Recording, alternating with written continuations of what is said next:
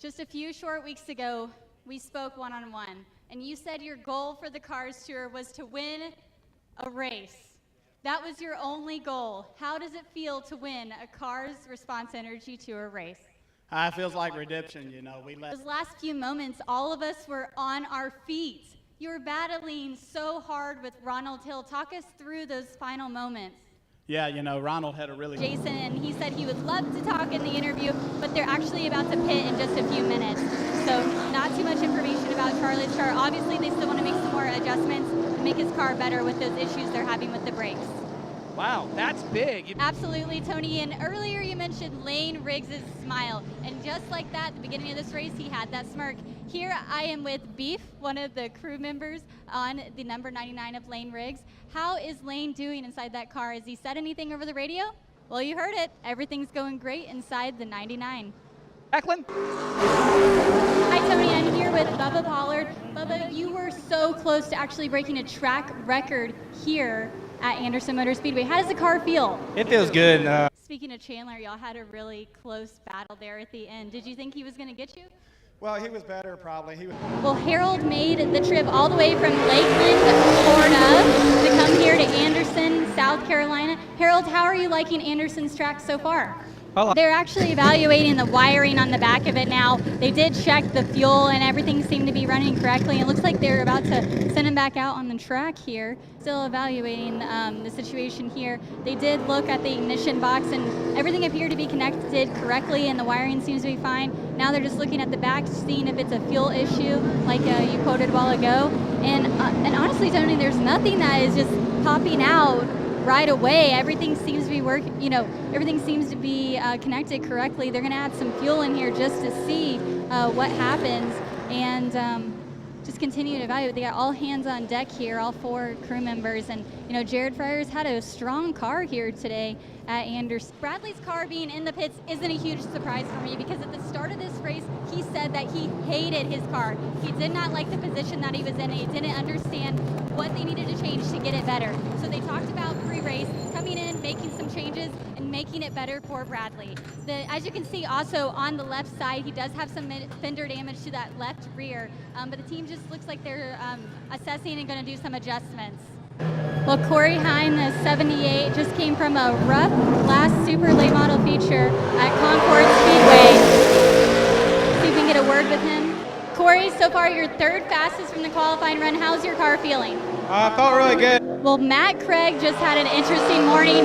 Graduation. He walked the stage, and today he's looking for a win to make this day even better. Matt, tell us about how your car is doing. Yeah, we unloaded. Well, the last time I saw Rafael Lazard, it was at a victory lane at Bristol Motor Speedway. Rafael, are you looking forward to the feature night? How do you think your car is going to be? Well, Kyle Platt's team's pushing his car up through line here.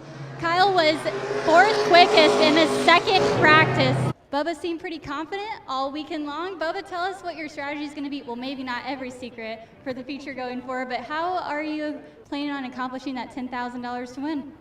Now, Bubba, let us know. What are your thoughts? Do you prefer the invert or not? I'd rather have her invert. It's just me. Now, you could always voluntarily start in the back. How about that? No, back's a long way. That's a little out of the question, but... Not even getting one lap in. I'm here with Anthony. Anthony, tell us what you saw from your vision. I just saw everyone checking. Disappointing end to Anthony's night. We're going to go over here to Daryl Gilchrist's car. Wow, the front end on this, Tony. If you can see this right now. Daryl's actually pulling the front bumper off of his car. Let's see what he saw from his viewpoint. Daryl, can you tell us what you saw from your viewpoint on that restart? No, it's hard to see with everybody around, but... I didn't see anything, just hard enough. Yeah, honestly, I see a lot of teams just really going for it, trying to get these cars fixed so that they can get back on the track because, Tony, this is a Cars Tour and Southern Super Series points race. So for a lot of drivers, they like to get those dual points. I'm here with Corey Heim, actually competing in both of the series full time. Corey, it looks like you have some front end damage to your car. What did you see in that start of the race? Matt's down here with the bottle of water, but Matt, tell us how that start of the race went for you. I don't know. I was just talking to Preston here. We don't even know. I don't know. We've spoke to a lot of drivers, and they all seem to insinuating that there was a misshift. Did you see any of that? I believe there had to be. Well, Matt's looking forward to the full 150-lap feature as we haven't even completed one lap here, Tony. Well, you know what, Tony? I think I found the culprit of this entire thing. Raphael is here eating peanuts. You know that's bad luck at the racetrack, Raphael. I'm not eating the peanuts. You're just eating the raisins? Yes. I don't think so. I saw you eating them. Yes, I am. I don't like peanuts. Well, Raphael, what did you see in that start? We have a gentleman here who was on the outside lane and had a front row seat to what happened. Steve, tell us what you saw. Yeah, Tony, you know, we have two drivers here who are very happy that an invert did not happen. Shell and invert should have happened. They could have been involved in this. What do you guys think of? What did you see? So it was a good thing we started on the pole with no invert for sure. All right, Bubba, we're going to go over here to Casey Roderick. Casey, are you supposed to be touching your tires right now? I was just checking it out. I hate to see that happen on lap. Now, one thing I think we're all wondering is how are you keeping a white fire suit clean? I don't know, I got a practice suit I wear. Is you actually went up into the stands at Nashville and gave away a pair of gloves. Is that a tradition that you're planning on moving forward with if you win this race? Yeah, it turned out well up there. We're down here at Anthony Cataldi's pit. They're actually doing some more cosmetic damage to that right front fender. Just like earlier, they were trying to help out the aerodynamics on that left rear. We do have some cars coming out back on the track. Now, you mentioned Raphael Lessard a while ago. He did come in at the last caution and did an adjustment.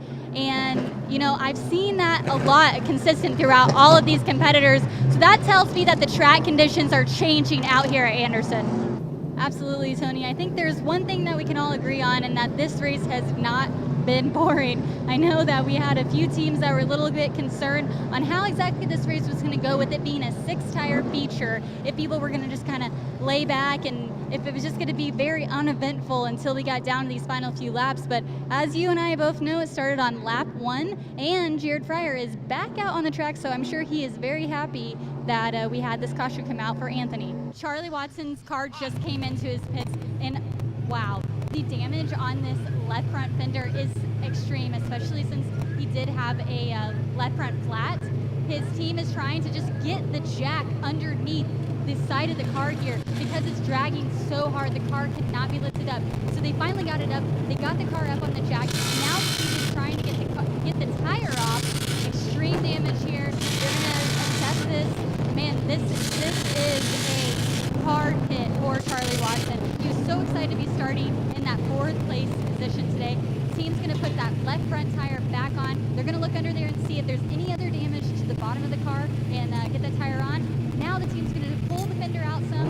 As you can see, the car's overheating a little bit, so Charlie is gonna turn off the engine here, and the team's gonna assess the fender damage.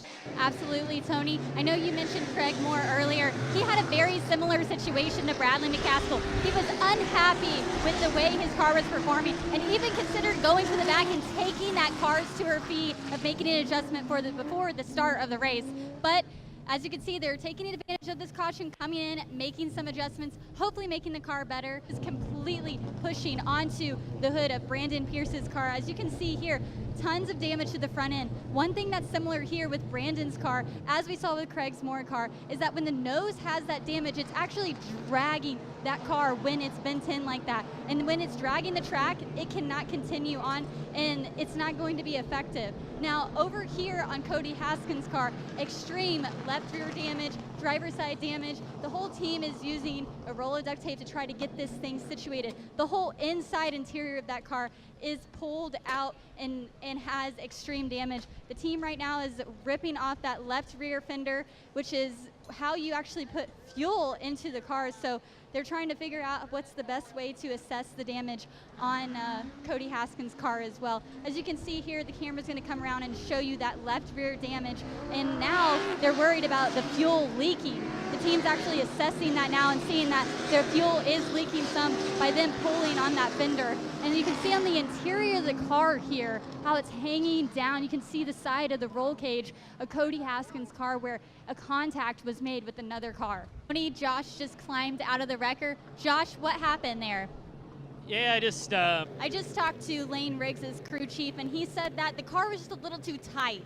They needed to loosen it up. Lane would like it to not be so tight and be pushing towards the wall. So they just made a slight adjustment. and they took that chance, headed to the back of the field. Wow, what a game changer for Dexter. It looks like they're checking some tire pressure. They're also cleaning off the front of that grill. Maybe had some buildup of rubber. No major changes, but he does have some damage to that left front. I'm not sure if he made contact with somebody, but they're definitely going to have to repair that. It's definitely going to affect his aerodynamics. We're here at Myrtle Beach Speedway with driver Justin Carroll. He recently finished second in the Cars Response Energy Tour at Tri-County Motor Speedway. Justin has had some very exciting news happen to him recently. Justin? Yeah, we were just. Well, Jeff's down here, still strapped in. He's actually talking a little bit on his radio. But Jeff, congratulations, you have made it to the second lap part of this race. Now, I talked a little bit to your crew chief. He said that you were riding around a little bit. How's the car handling now that we are going to really see some tough competition happening? Yeah, it looks like they're just changing those tires here. I did see them adjusting the hood pins. It looks like they may have had one loose. But just typical tire change here. I spoke with the crew chief earlier, and he felt confident they have been riding around as well. I didn't get a chance to talk to Preston Peltier's team just yet as they're pulling the car around, but I was able to go over here and visit Taylor Strickland as he's pulled in. He's at his pit stall right now. It appears to be he's been having electrical issues. His team members ran literally the distance of this back straightaway, got a spare battery, brought it back, and they're in the process of changing this out. Yeah, Preston Peltier's team came up to me and said that they broke a drive line. Oh. And man, that is a heartbreaking end to his day.